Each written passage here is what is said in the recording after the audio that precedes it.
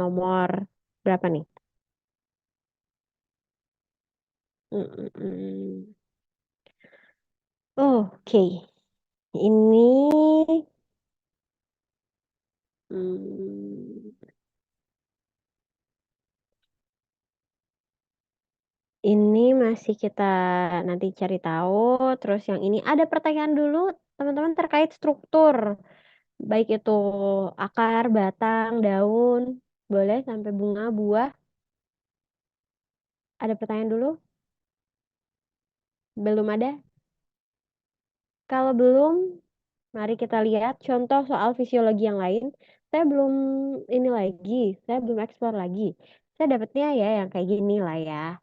Ini kayaknya teman-teman udah pernah nyoba nih yang kayak gini. Saya yakin banyak yang udah nyoba sih. Oke, be- jadi saya langsung bahas aja kalau kayak gitu. Di sini untuk fisiologi sendiri kayaknya banyaknya di soal ini ya jadinya ke soal analisis. Tapi nanti kita lihat deh. Kalau untuk fisiologi sendiri tadi kita bilang ada tentang zat pengatur tumbuh atau hormon nama lainnya. Nah, ini salah satunya ngomongin tentang hormon hormon etilen, gas etilen. Ini adalah satu-satunya hormon yang berbentuk gas, teman-teman. Jadi ini terdapat buah yang diperam, dapat diperam supaya lekas masak dan tidak dapat diperam. Ini kalau yang diperam disebutnya klimaterik, yang tidak dapat diperam adalah non klimaterik. Ingat aja, buah yang dia ini kalau udah dipetik terus kita diemin, kita bungkus di suatu tempat, biasanya ini suka ditaruh di tempat beras. Ada beberapa yang ditaruh di tempat beras itu artinya buah yang dapat diperam. Tapi kalau dia udah dipetik terus dia tidak berubah berubah ke iniannya apa ya? Kematangannya dia tidak berubah berarti dia buah yang tidak dapat diperam. Contohnya apa? Buah yang dapat diperam. Ada mangga, ada alpukat, durian kayaknya bisa ya. Ada apa lagi ya yang bisa diperam? Coba. Mungkin teman-teman nanti bisa cari buah yang kalau dia makin lama dia makin cepat matangnya gitu. Jadi ketika diambil, oh pisang juga ya. Jadi ketika diambil awalnya bisa aja masih hijau, tapi lama-lama dia bisa jadi warnanya kuning gitu, matang. Kalau yang tidak dapat diperam, berarti dia ketika ngambil posisinya gimana? Belum matang, ya nanti dia nggak akan matang terus. Nggak akan matang sendirinya kalau dia nggak di pohon gitu. Nah, tiga variabel pertumbuhan ada respirasi, reproduksi etilen, sama pertumbuhan, respirasi sel sama produksi etilen diteliti dari dua jenis buah. Ada kayak gini, ada tipe satu 2. Di sini ini sumbu X-nya agak membingungkan. Sekarang kita coba analisis dari sini. Sumbu Y-nya ya ini laju relatif, nih sumbu X-nya ini macam-macam, ada pertumbuhannya. Pertumbuhan meliputi pembelahan sama pembesaran sel, terus ada maturasi, ini ketika tahapan matang, ini penuaan. Oke, kita lihat di sini tiga faktor yang diamati, ada respirasi, ada pertumbuhan, sama etilen. Di sini ada yang lurus aja tipe satu, yang titik-titik tipe 2. Terus kita tentukan apakah pernyataan ini benar atau salah. Buah klimaterik, oke. Oke. Buah klimaterik memiliki kadar etilen endogen yang tinggi pada masa pematangan buah. Etilen endogen, teman-teman tahu nggak? Etilen itu kan zat pengatur tumbuh atau hormon yang mengatur kematangan buah. Terus endogen, endogen artinya dari dalam, ya. Jadi kalau eksogen ya berarti dia biasanya artifisial atau ditambahin, gitu.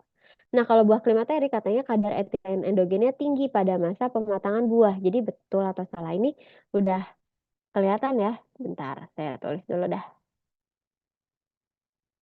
Ini salah, benar, salah, salah. Ini saya tulis dulu berarti sebagai yang A. Langsung aja kayaknya. Ini adalah betul. Benar ya? Karena tadi dibilang nih, buah klimaterik bisa bisa matang meskipun setelah dipetik dari pohonnya. Terus keistimewaan lainnya, buah klimaterik ini dapat ikut mematangkan buah sejenis ketika ditempatkan di tempat yang sama. Oke, ditempatkan berdekatan lah. Ini gimana maksudnya? Berarti teman-teman kalau ngelihat deh di pasar atau di tukang-tukang jus gitu, biasanya buah yang masih mentah sama yang matang itu dipisahin. Kenapa? Untuk mengurangi tertular apa ya? Tertular matang lebih cepat gitu. Jadi kalau yang matang sama yang masih mentah disatuin, biasanya yang mentah nanti lama-lama ikutan jadi matang juga karena itu ada gas etilen endogen di dalamnya. Artinya di dalam yang matang ini ada gas etilen yang bisa ikut memengaruhi apa ya, individu lainnya gitu, buah lainnya. Di sini saya bilang, artinya buah klimaterik memiliki kadar etilen endogen tinggi saat pematangan buah. Oke, gitu ya. Nah, sekarang kita lihat dari grafiknya. Kita kira-kira berarti buah yang kadar etilen endogennya tinggi. Berarti yang mana nih? Kadar etilen endogen ini berarti yang lurus, ya nggak sih? Yang lurus ini adalah buah klimaterik. Yang lurus tipe satu. Klimaterik adalah tipe satu. Terus kita lihat di sini. Buah klimaterik mengalami penurunan produksi karbon dioksida terus-menerus hingga mencapai penuaan. Ya udah, kalau ini tinggal baca data. Kita udah tahu klimateriknya yang putih, yang lurus ini berarti pas respirasi kan yang namanya karbon dioksida hubungannya sama respirasi ya. Terus di sini mana karbon dioksida iya. Terus di sini kita lihat dia menurun, menurun terus, tapi saat matang dia mengalami gejolak respirasi gitu.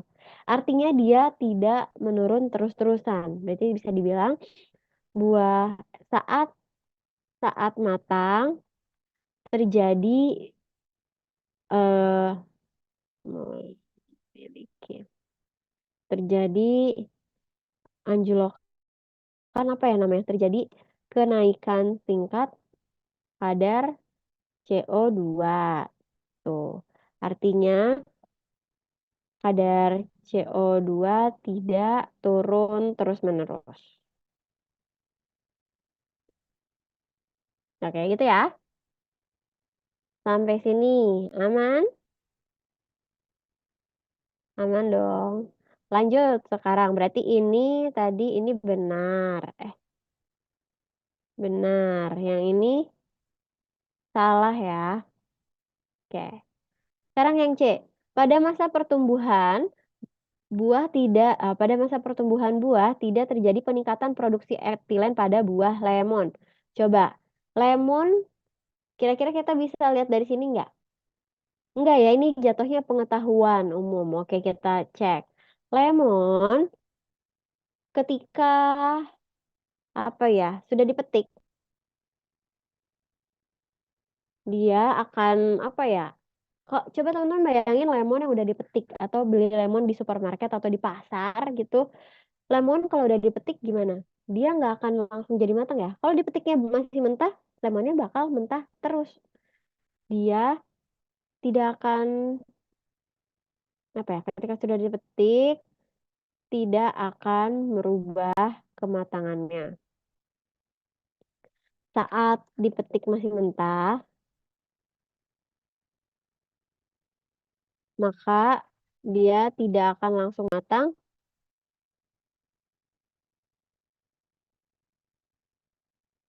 Artinya apa? Artinya lemon bukan buah klimaterik. Gitu ya. Oke? Sekarang yang D. Buah tipe satu adalah buah yang dapat diperam, sedangkan buah tipe 2 adalah buah yang tidak dapat diperam. Tadi ya kita udah ini. Sorry, ini benar ya.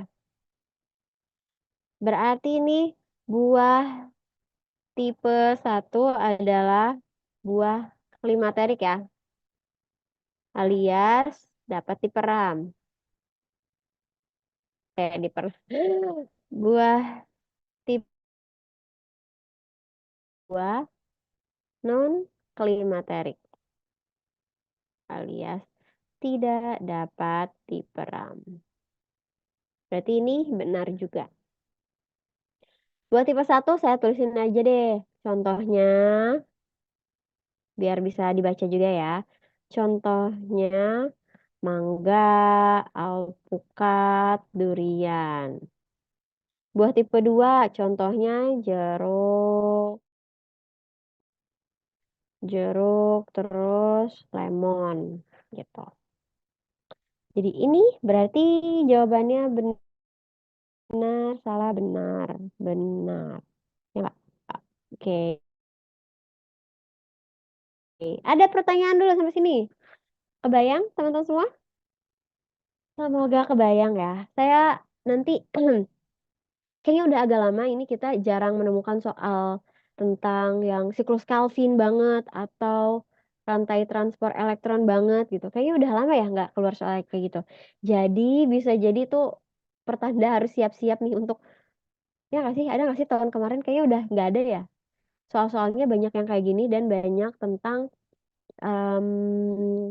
apa namanya sayatan-sayatan gitu. Jadi mungkin teman-teman bisa juga dipelajari tuh takutnya yang udah lama nggak keluar malah jadi keluar. Kayak buah kan itu kemarin-kemarin udah jarang keluar tapi ternyata sempat keluar juga. Terus ya itu berarti yang belum ada yang siklus Calvin, soal-soal yang rantai transfer elektron, fotolisis air, yang gitu-gitu sih yang belum banyak ya kayaknya. Atau mungkin ada tapi banyaknya ke biologi sel, saya juga kurang paham. Tapi tidak ada salahnya nanti teman-teman boleh dipelajari lagi sih siklus Calvin, terus reaksi terang gimana-gimana ya. Oke, ada pertanyaan sampai sini? Kalau tidak ada, mari kita lanjut yang ini. Ini ada soal, ini baru deh, ini analisis-analisis. Kalau analisis menurut saya ini lebih apa ya? Lebih bisa dipakai logika. Jadi teman-teman bisa agak berpikir, ber apa ya? Ini sebentar lah, nggak usah terlalu konsepnya banget. Biasanya di sini dari data, dari gambar bisa kita analisis. Tuh, mari kita lihat. Ini contohnya unsur nitrogen diperlukan tumbuhan selama perkecambahan, tentu. Sekelompok peneliti mengamati dampak defisiensi N pada kecambah padi yang ditumbuhkan secara hidroponik. Defisiensi ini adalah kekurangan, berarti dampaknya kekurangan N di padi gitu. Secara hidroponik berarti langsung ditanam di air, ya, di larutan gitu ya. Jadi di media non tanah. Nah, data-data hasil penelitiannya kayak gini, di sini harusnya ada keterangan, oke. Nah, ini berarti kalau ini gambar doang, ini satuannya kelihatan ternyata yang defisiensi lebih rendah.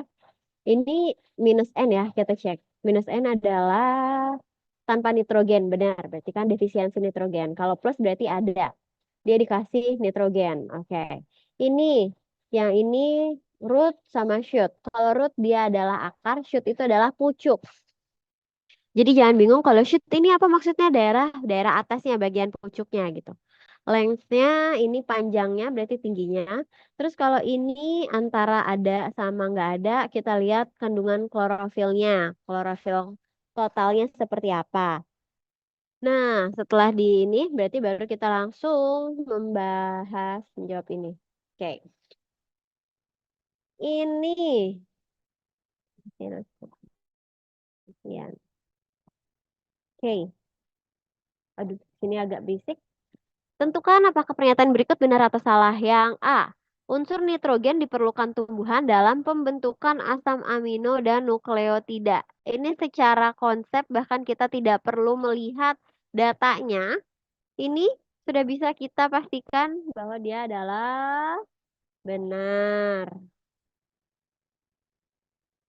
Ingat aja, N merupakan komponen penyusun asam amino dan nukleotida ya.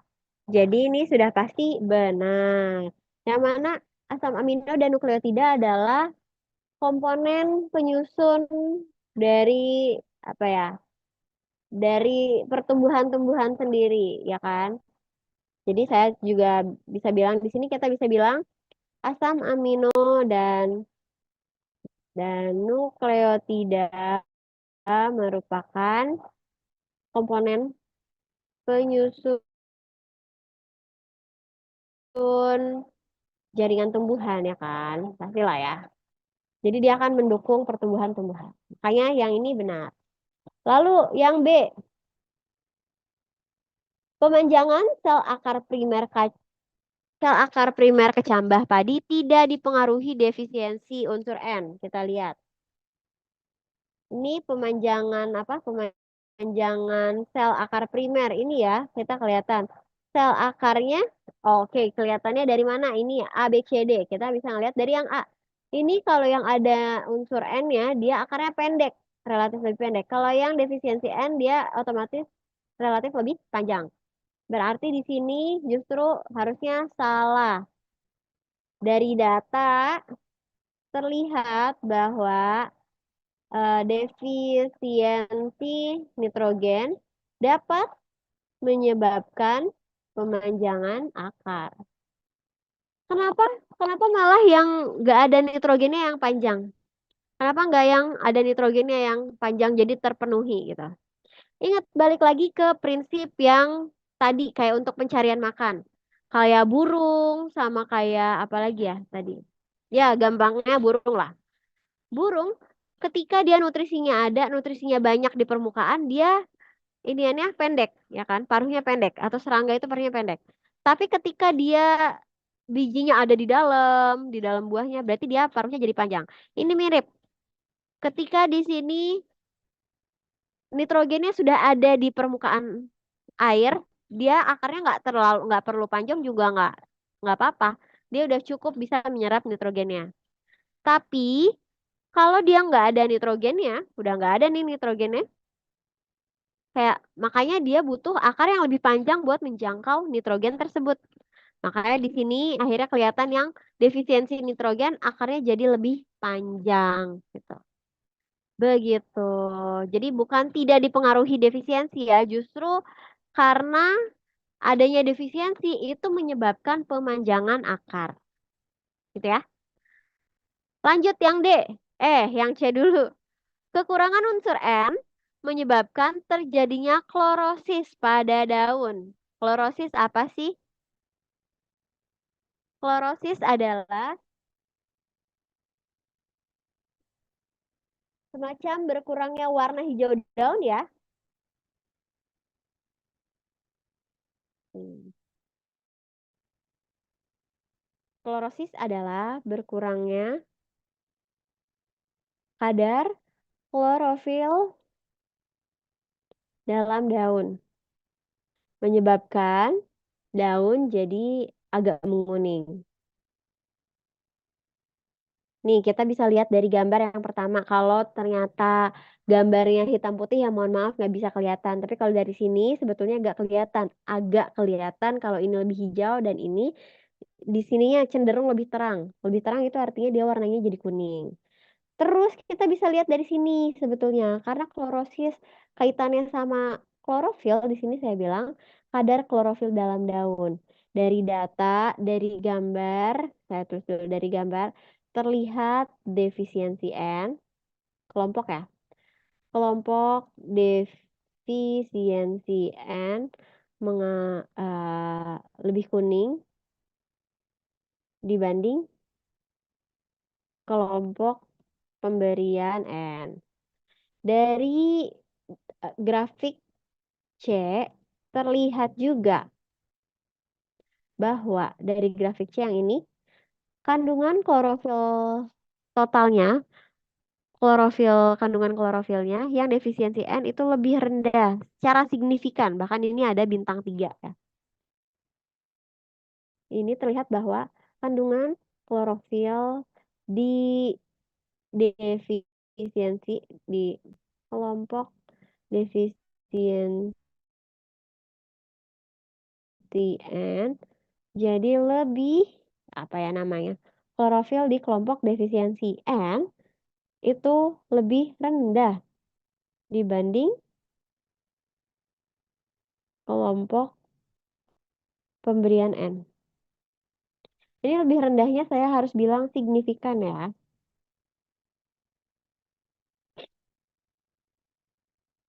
Oke. Defisiensi N signifikan lebih rendah. Oke, kayak gitu. Berarti ini betul atau salah kalau di sini dibilangnya kekurangan unsur N menyebabkan terjadinya klorosis pada daun. Berarti otomatis benar. Itu ya. Lanjut, rasio pertumbuhan akar atau pucuk tidak dipengaruhi oleh defisiensi nitrogen. Rasio itu kan berarti perbandingan pertumbuhan akar dan pucuk. Akar dan pucuk. Pertumbuhannya tidak dipengaruhi oleh defisiensi dari nitrogen. Kira-kira betul atau salah?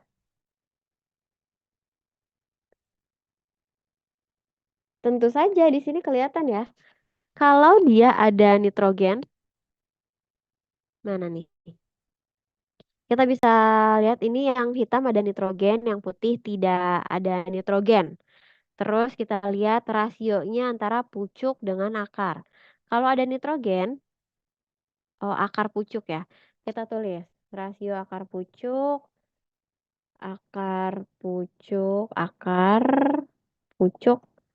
ketika pemberian N adalah berapa kira-kira? Akarnya sekitar ini tengah-tengah kali ya 7 mungkin. 7 pucuknya 15 kita anggaplah. Jadi ketika pemberian N adalah sekitar 7/15. Kok 6? 7/15. Sekali lagi, satu lagi. Rasio akar pucuk ketika defisiensi N adalah sekitar harusnya akarnya yang lebih panjang ya.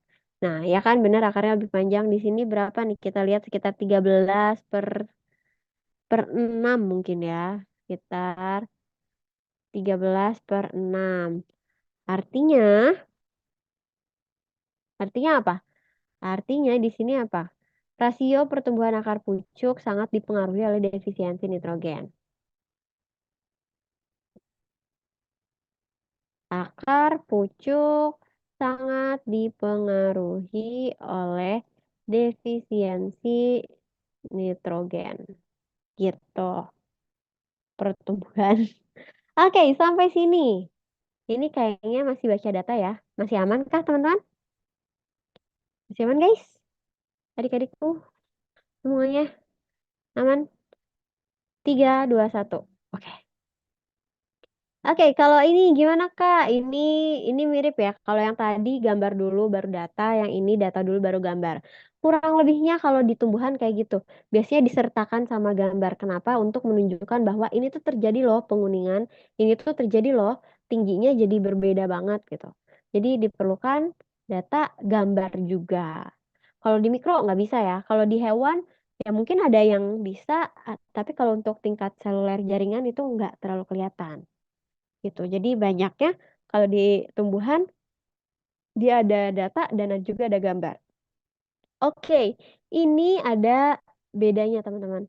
Jadi Kak tadi signifikan itu kayak gimana? Ini teman-teman jadi untuk grafik mungkin untuk teman-teman yang belum ini saya cuma mengingatkan nih teman-teman. Jadi untuk grafik sendiri di sini tuh bisa kita tentukan nih. Dia ini datanya tuh signifikan atau tidak. Signifikan itu artinya dia bisa tingkat kepercayaannya segimana sih gitu. Dia apakah berbeda secara nyata atau tidak. Kalau dia berbeda secara nyata biasanya ada tandanya, misalnya kayak dikasih bintang. Atau kalau dia ini ada huruf bahkan. Kalau ada huruf kayak gini gimana? Ini artinya ada A, B, C, D, ada A, B, C, D bahkan. Artinya kayak gimana? Kalau dia sama-sama A, dia ini masih satu kelompok kayak. Berarti ukurannya kurang lebih mirip. Terus kalau di sini B, C, oh berarti dia udah jauh banget dari A, udah signifikan banget. A ke B, C. Nah, tapi kalau B, C ke C dia agak apa ya, nggak terlalu signifikan lah ibaratnya. Karena masih ada C-nya. Tapi kalau dari B ke C, dia udah satu tingkatan, udah berbeda gitu. Jadi dilihat dari tingkatan itu. Kalau dari A ke D udah jelas ini signifikan beda banget gitu. Itu cara bacanya. Oke. mungkin sudah tahu atau ada yang belum ini kayak terkait A, B, C, D. Jadi jangan bingung, ini tuh melabelkan apa? Ini melabelkan signifikansi, teman-teman. Ini apakah datanya sudah memenuhi kriteria atau belum, ibaratnya gitu. Nah, sekarang kita langsung aja deh. Sebentar.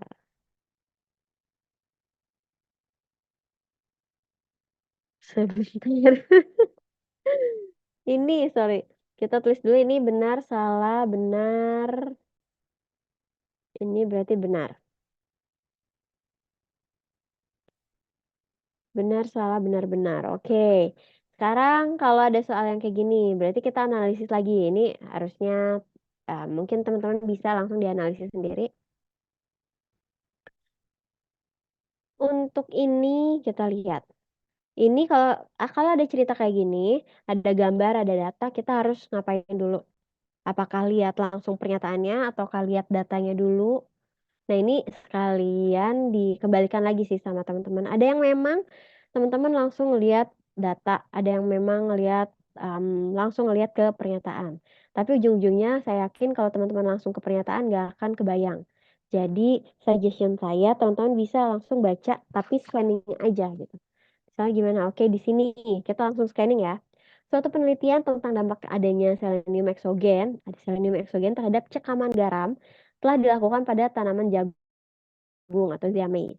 Variabel yang diamati adalah tinggi tanaman, panjang daun, bobot kering, dan tampilan pertumbuhan. Oke, ada berapa nih? Tinggi, panjang, bobot kering, tampilan pertumbuhan. Di sini ada apa? Di sini panjang. Oh, oke. Di sini cuma berat doang, berat kering.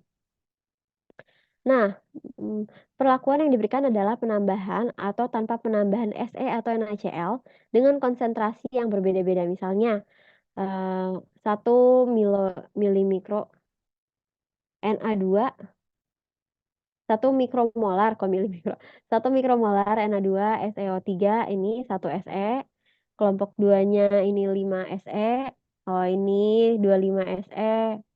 Terus sebagai pembandingnya ada kelompok kontrol, CK kontrol di sini. Terus yang ditemukan pada setengah medium Hogland. Berarti mana nih setengah? Oh, kelompok kontrolnya di setengah medium Hogland. Hogland ini adalah medium untuk hidroponik, teman-teman. Jadi ini sudah bisa dipastikan bahwa dilakukannya secara hidroponik.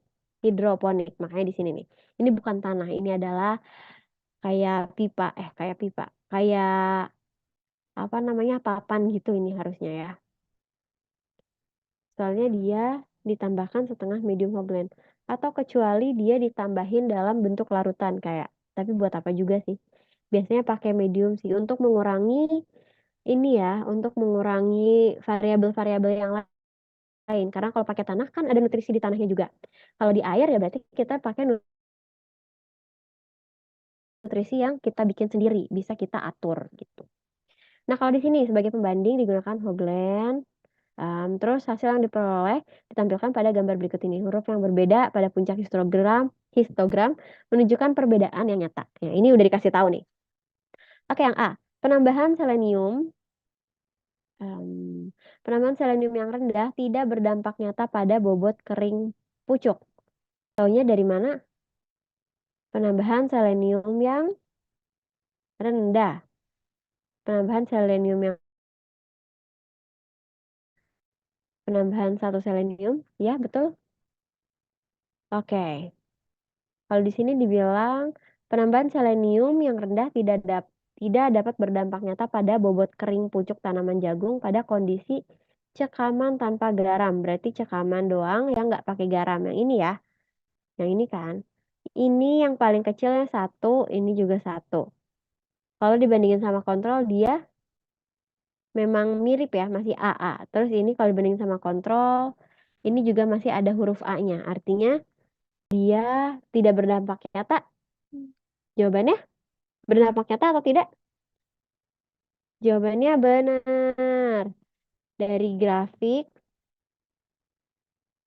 diketahui bahwa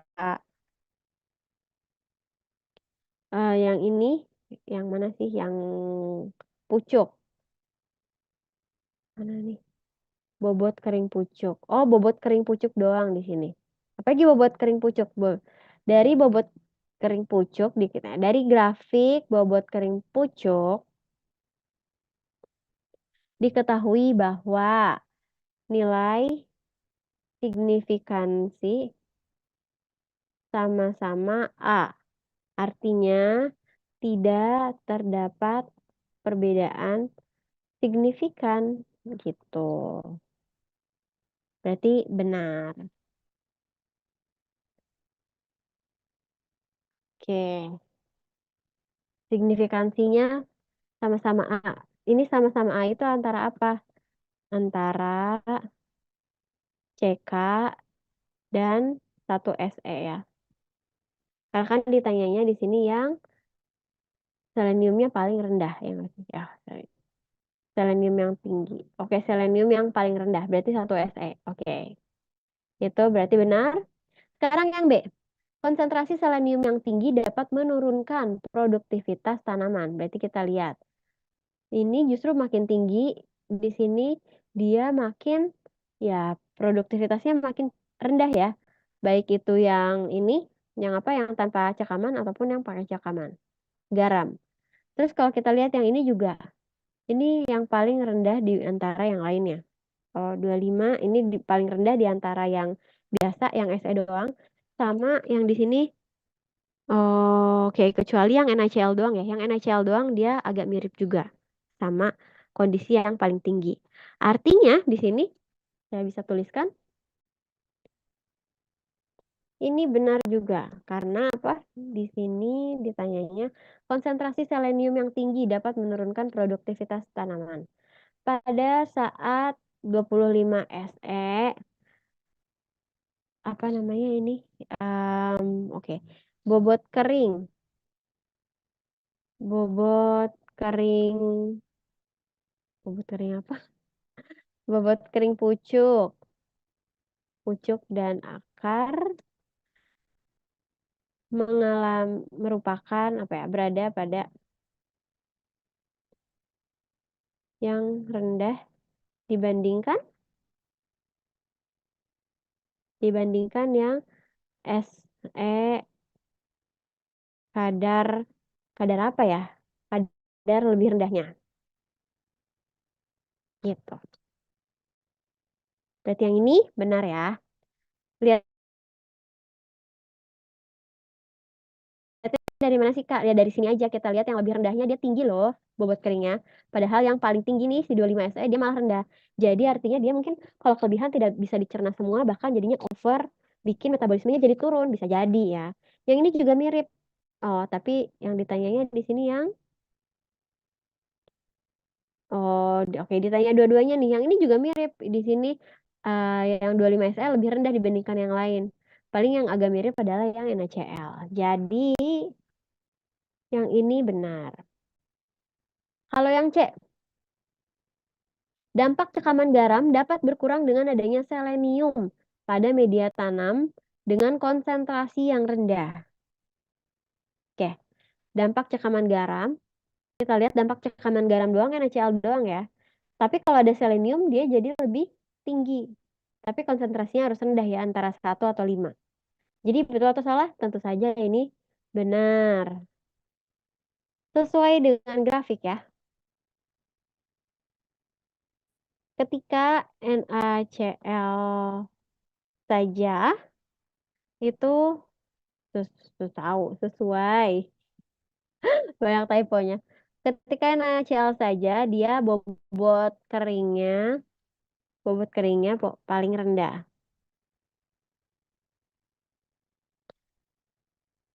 Namun ketika ada penambahan apa? Penambahan Se, bobot keringnya jadi bertambah.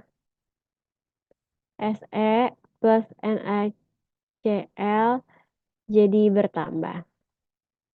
Dengan catatan Se yang digunakan harus memiliki konsentrasi yang rendah.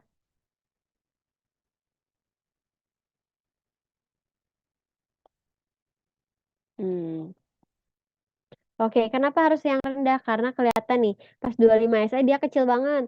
Pas 25 SE dia jadinya menurun sekali. Artinya dia bisa optimum tapi kalau ininya rendah gitu ya. Oke. Lanjut.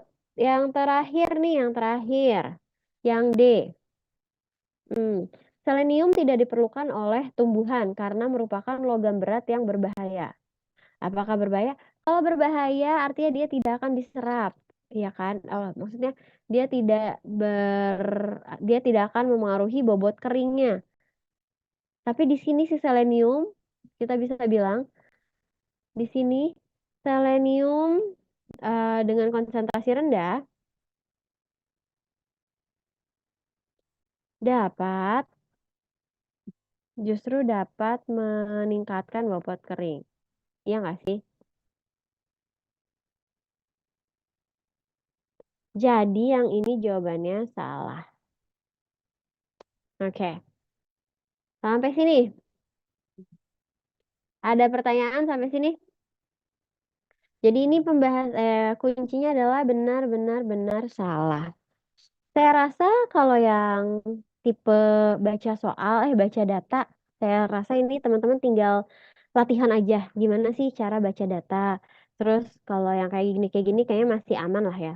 Tinggal teman-teman lihat A, B-nya, B, C-nya ini hurufnya ada yang sama atau enggak. Kalau ada yang sama berarti dia kurang signifikan. Misalnya kayak A, B sama A ini kurang signifikan. Tapi kalau A sama D ini udah signifikan. Gitu cara bacanya. Ada pertanyaan dulu? Ada yang mau didiskusikan?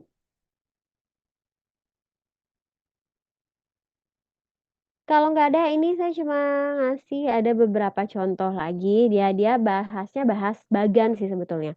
Kalau bahas bagan sebetulnya kita tinggal ngikutin aja ini apa dan paling yang agak repot bagannya ada yang pakai bahasa Inggris kayak gini. Jadi kita agak mengira-ngira gitu ya kalau yang misalnya kayak saya kurang jago jadi kita bisa mengira-ngira. Ini definisinya apa? Jadi harus artikan kata per kata. Contohnya deh, nggak harus kata per kata deh. Maksudnya ada kata-kata spesial yang ada di sini, kata-kata yang kata-kata kunci. Gitu. Misalnya di sini, pembungaan pada tanaman melibatkan serangkaian proses perubahan terprogram. Proses ini melibatkan induksi seperti fotoperiodisme pada meristem apex vegetasi menjadi meristem generatif. Kita lihat yang ditunjukkan seperti gambar di bawah. Kita lihat dari vegetatif ternyata bisa jadi generatif akibat adanya induksi. Di sini kita lihat dari vegetatif ternyata dia ini harus jadi kompeten dulu. Kalau kompeten ini artinya dia bisa merespon sinyal yang berkembang. Kalau dia kompeten, nanti bisa diinduksi pakai fotoperiode. Pakai fotoperiode akhirnya dia jadi komponen yang determine. Determine itu dia sudah jadi apa ya? Sudah ada programnya. Jadi dia bisa kalau di sini dia sudah punya programnya sendiri gitu loh. Dia nantinya bakal jadi apa. Terus di sini bakal dikasih sinyal, misalnya kayak hormon yang nantinya bakal diekspresikan akhirnya. Setelah diekspresikan di meristem pucuk, di apikal meristem, nanti akhirnya melakukan morfogenesis, si sel vegetatif tadi lama-lama nantinya bisa jadi si jaringan yang generatif justru, kayak bunga ini. Nah, sekarang kita dari analisis bagian itu kita coba tentukan nih. Bisa nggak kita menentukan dari sini? Mari kita langsung lihat. Satu nomor lagi aja ya sampai sini. Fotoperiodisme akan menginduksi pembungaan pada tanaman yang sudah kompeten. Dari sini, ini artinya ingat kita kalau ada bagan kita harus lihat panahnya. Panahnya ini pasti ada artinya. Terus di sini di mana fotoperiodismenya yang ini ya? Berarti fotoperiodisme ada setelah tanamannya kompeten. Artinya ini sesuai dengan bagan ya. Tanaman harus kompeten dulu kok bagan. Tanaman harus kompeten agar dapat melakukan fotoperiodisme. Berarti yang ini masih benar. Terus yang B, meristem vegetatif pada tanaman yang masih juvenil. Nah, yang mana nih ya di sini juvenil vegetatif ini di able tuh. Oke, pada tanaman yang masih juvenil akan menghasilkan bunga ketika disambung atau dicangkok pada tanaman lain yang sudah dewasa. Oke, kalau di sini dibilangnya able to follow some developmental program even after removal from its normal position. Able to respond, expect. Oke, kita lihat dulu. Meristem vegetatif pada tanaman yang masih juvenil ini akan menghasilkan bunga ketika disambung atau dicangkok pada tanaman lain yang sudah dewasa. Ini harusnya jadi salah ya, kurang tepat. Kenapa? Karena dari vegetatif, tanaman itu harus kompeten dulu agar dapat mengembangkan sinyal, agar dapat menyalurkan sinyal ya. Jadi, kalau dibilang dia harus dicangkok pada tanaman yang sudah dewasa, salah. Karena dia harus berkembang, berdevelop sendiri. Tuh, kayak ini salah. Bingung nggak? Nah, semoga nggak bingung. Jangan bingung dulu. Lanjut, yang ini. Induksi fotoperiodisme akan menghasilkan bunga pada meristem apex yang sudah dewasa walaupun daun masih juvenil. Lagi-lagi ini kata juvenil. Juvenil itu kayak dia belum kompeten. Kalau belum kompeten, tidak bisa terjadi fotoperiodisme.